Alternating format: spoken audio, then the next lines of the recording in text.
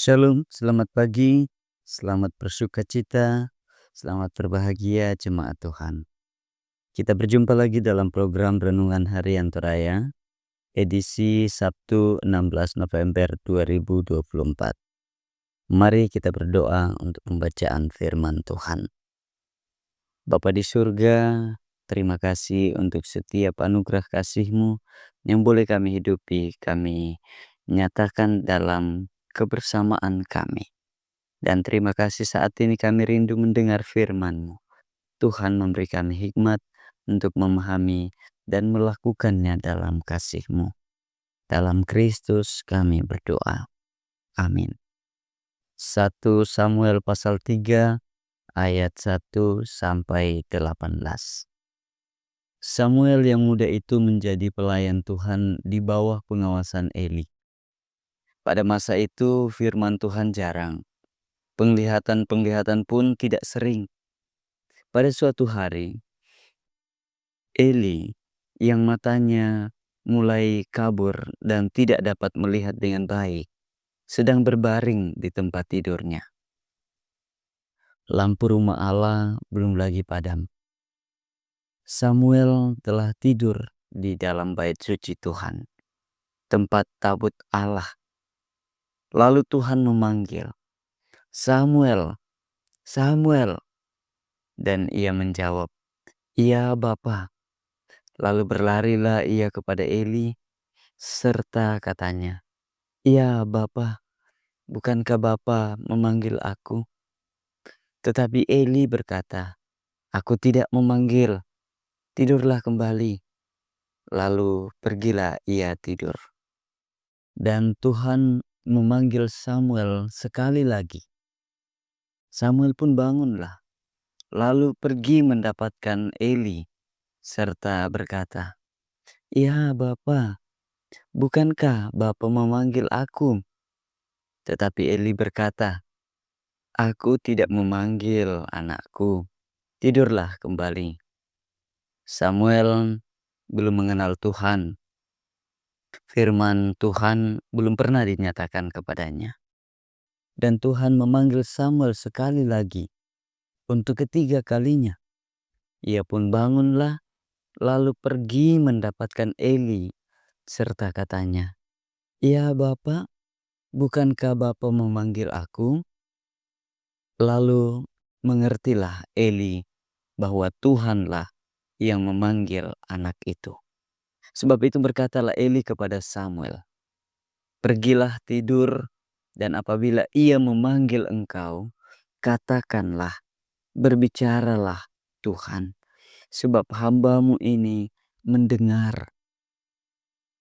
Maka pergilah Samuel dan tidurlah ia di tempat tidurnya.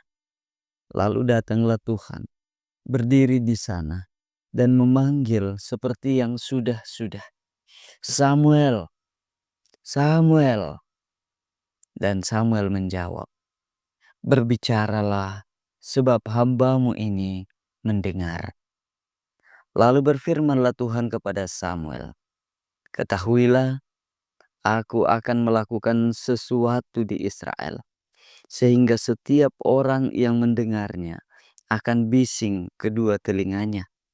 Pada waktu itu aku akan menepati kepada Eli segala yang telah kufirmankan tentang keluarganya dari mula sampai akhir. Sebab telah kuberitahukan kepadanya bahwa aku akan menghukum keluarganya untuk selamanya karena dosa yang telah diketahuinya, yakni bahwa anak-anaknya telah menghujat Allah, tetapi ia tidak memarahi mereka.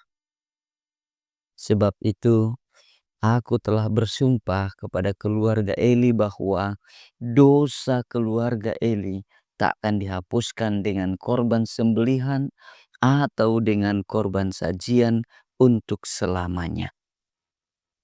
Samuel tidur sampai pagi.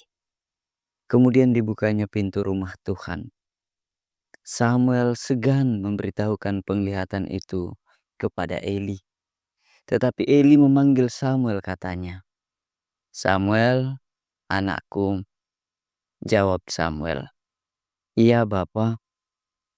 Kata Eli, apakah yang disampaikannya kepadamu? Janganlah kau sembunyikan kepadaku. Kiranya beginilah Allah menghukum engkau.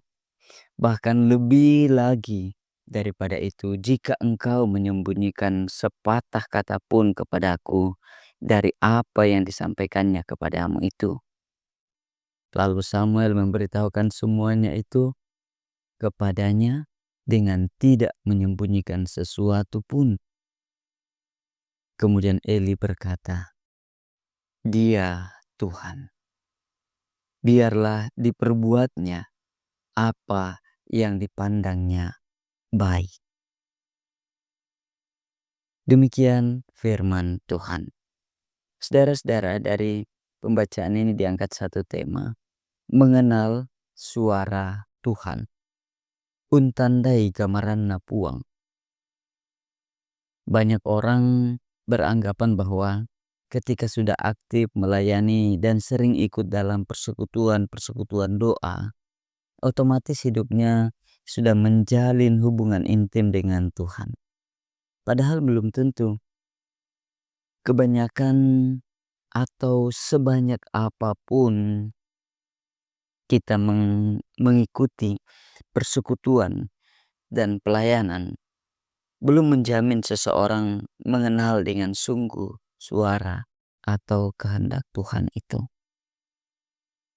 Hal ini tampaknya juga dialami oleh seorang anak muda, yaitu Samuel, yang meskipun ia melayani Tuhan di baitnya, ia belum mengenal Tuhan yang dia layani.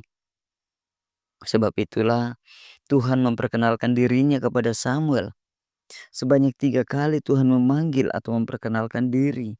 Namun selalu dengan jawaban yang sama, yakni Samuel tidak mengenal Tuhan. Namun atas arahan Eli, Samuel akhirnya menyadari suara Tuhan ketika pada keempat kalinya Tuhan memanggil Samuel. Kesadaran Samuel terhadap panggilan Tuhan memanggilnya memikul misi Tuhan, yakni menyampaikan penghukuman kepada Imam Eli sebagai akibat dari tindakannya yang membiarkan anak-anaknya melakukan kejahatan. Saudara-saudara, jelas sekali bahwa Tuhan sungguh membenci kejahatan dan pasti akan mengganjar mereka yang hidup di dalamnya. Sebab itu, kita menyadari bahwa Tuhan Maha Kasih. Karena selain itu, kisah Samuel juga membuka cakrawala berpikir kita bahwa suara Tuhan tidak melulu tentang hal yang indah dan manis didengar, namun terkadang berat dan menyakitkan, tetapi akan menuju kebaikan jika dihidupi. Jemaat Tuhan yang dikasihi Allah, pengenalan akan suara Tuhan seharusnya membawa kita pada perubahan hidup. Seperti Samuel yang semakin berani menyampaikan kebenaran. Dalam tuntunan kuasa Roh Kudus, yakinlah bahwa Dia akan terus menopang kita.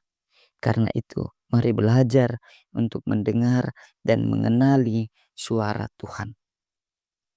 Karena tanpa mengenal Dia, kita tidak bisa mengenal diri sendiri dan dunia sekitar kita. Berilah terus hidup untuk mengenal suara Tuhan dan ikutilah perintahnya. Amin. Bapa di surga, terima kasih untuk firman-Mu saat ini mengajar kami untuk terus mendengar firman-Mu, mengenal suara Tuhan, sehingga kami boleh hidup memberitakan kebenaran dan kasih-Mu, hidup dalam anugerah-Mu, hidup saling mengasihi, hidup menegur dalam kasih Tuhan. Berkati anak-anak-Mu dalam aktivitas mereka, dalam kegiatan mereka, dalam kebersamaan mereka, dalam kehidupan memuji, memuliakan Engkau. Di dalam Kristus. Haleluya. Amin.